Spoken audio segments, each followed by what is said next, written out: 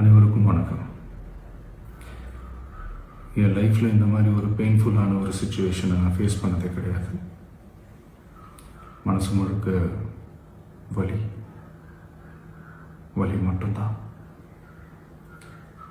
இந்த சுற்றுப்பயணத்தில் என்னென்ன மக்கள் பார்க்க வராங்க, அதுக்கு ஒரே ஒரு காரணம் தான் அவங்க என் மேலே வச்சிருக்கிற அன்பும் பாசம்.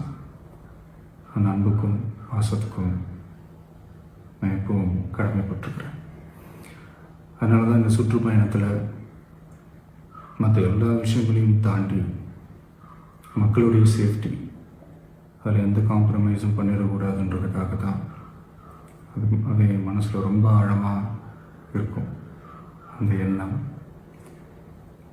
அதனால தான் இந்த அரசியல் காரணங்கள் எல்லாத்தையும் தவிர்த்துட்டு ஒதுக்கி வச்சுட்டு மக்களுடைய சேஃப்டி மட்டும் மைண்டில் வச்சுக்கிட்டு அதுக்கான இடங்களை சூஸ் பண்ணுறது, அதுக்கான இடங்களை பார்த்து பர்மிஷன் கேட்குறது, போலீஸ் டிபார்ட்மெண்ட்டில் அதை ரிக்வெஸ்ட் பண்ணி கேட்போம்.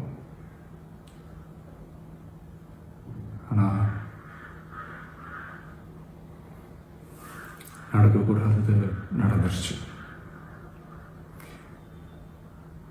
ஆனால் மனுஷன் தானே. அந்த நேரத்தில் அத்தனை பேர் பாதிக்கப்பட்டு இருக்கும்போது எப்படி அந்த ஊரை விட்டுட்டு என்னால் கிளம்பி வர முடியும்? நான் திரும்ப அங்கே போகணும்னு இருந்துச்சுன்னா அதை ஒரு காரணம் காட்டி அங்கே வேறு சில பதட்டமான சுச்சுவேஷன்ஸ், வேறு சில அசம்பாவிதங்கள் அந்த மாதிரி எதுவும் நடந்துடக்கூடாதுன்றதுக்காக தான் நான் அவாய்ட் பண்ணேன்.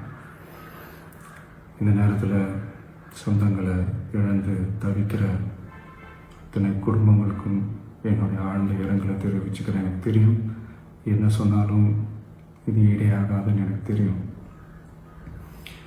ஹாஸ்பிட்டலில் ட்ரீட் பண்ணிகிட்ருக்கிற எல்லாருமே சீக்கிரமாக க்யூர் ஆகி வரணுன்றதை இந்த நேரத்தில் நான் வேண்டிக்கிறேன். கூடிய சீக்கிரமே உங்கள் எல்லாரையும் நான் சந்திக்கிறேன். இந்த நேரத்தில் எங்களுடைய வலிகளை, எங்களுடைய நிலைமையை புரிஞ்சுக்கிட்டு எங்களுக்காக பேசின அரசியல் கட்சிகளை சார்ந்த நண்பர்கள், தலைவர்கள் அனைவருக்கும் என்னுடைய நன்றியை தெரிவிச்சுக்கிறேன். கிட்டத்தட்ட ஒரு 5 மாவட்டத்துக்கு பிரச்சாரத்துக்கு போனோம். இந்த மாதிரி எதுவுமே நடக்கல. ஆனால் கரூரில் மட்டும் ஏன் எப்படி நடக்குது, எப்படி நடக்குது? மக்களுக்கு எல்லா உண்மையும் தெரியும். மக்கள் எல்லாத்தையும் பார்த்துக்கிட்டு இருக்கிறாங்க. கரூரை சேர்ந்த அந்த மக்கள் அந்த உண்மையெல்லாம் வெளியில் சொல்லும்போது எனக்கு கடவுளே நேரில் வந்து இறங்கி அந்த உண்மைகள்லாம் சொல்கிற மாதிரி எனக்கு தோணுச்சு. சீக்கிரமே எல்லா உண்மைகளும் வெளியில் வரும்.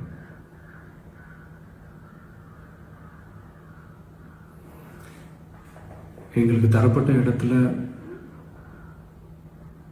நாங்கள் போய் அந்த ஸ்பாட்டில் நின்று நாங்கள் பேசிட்டு வந்தோம். அதை தாண்டி எந்த தவறும் எங்கள் சைடில் நாங்கள் எதுவுமே செய்யலை. பட் இருந்தாலும் எங்கள் கட்சியை சேர்ந்த நிர்வாகிகள், தோழர்கள் மேலே எஃப்ஐஆர், அது மட்டும் இல்லை சோஷியல் மீடியாவை சேர்ந்த நண்பர்கள், தோழர்கள் அவங்க மேலே எஃப்ஐஆர்லாம் போட்டு இப்போ பிடிச்சிக்கிட்டு இருக்கிறாங்க.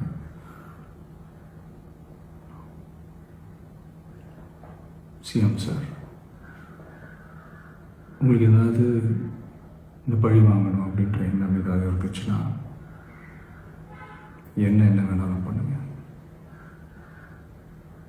அவங்க மேலே கை வைக்காதீங்க. நான் ஒன்று வீட்டில் இருப்பேன், இல்லை நான் ஆஃபீஸில் இருப்பேன். என்ன வேணாலும் செய்யுங்க. நண்பர்களே, தோழர்களே,